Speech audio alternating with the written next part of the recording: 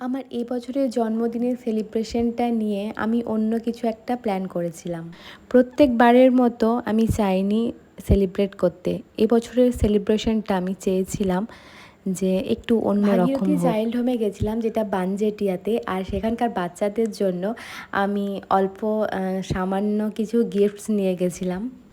আর ওখানে গিয়ে আজকে সত্যিই আমার জীবনের সেরা আনন্দটা উপভোগ করলাম। এতটা ভালো লাগবে আমি সেটা সত্যিই ভাবিনি। মানে ওদের আন্তরিকতা দেখে আমি সত্যিই আপ্লুত। তো ভিডিওটা দেখো, তোমাদেরও অবশ্যই ভালো লাগবে।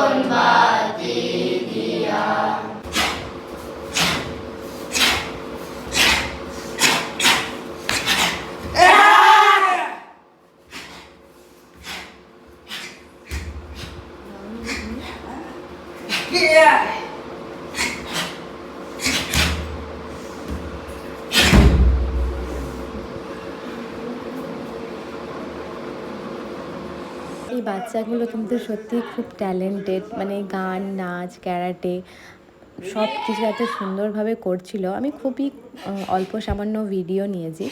আমি ওদের সাথে সময় কাটাতেই গেছিলাম। আর আমি আমার তরফ থেকে একটা প্রমিস করে এসেছি ওদের কাছে যে আমি ওদের জন্য ওটা করব। সেটা এখনই বলছি না, তবে ওদের জন্য আমি এইটুকু সামান্য কিছু করতে পারলে আমার নিজেরই খুব ভালো লাগবে। আর দেখো, ওরা আমার ভিডিও দেখছিল ইউটিউবে, আর ওরা খুবই মজা পাচ্ছিল দেখে দেখে না আমার সত্যিই খুবই ভালো লাগলো। তো সত্যি আজকের আমার জন্মদিনটা ওদের সাথে কিন্তু অর্থপূর্ণ হয়ে উঠল।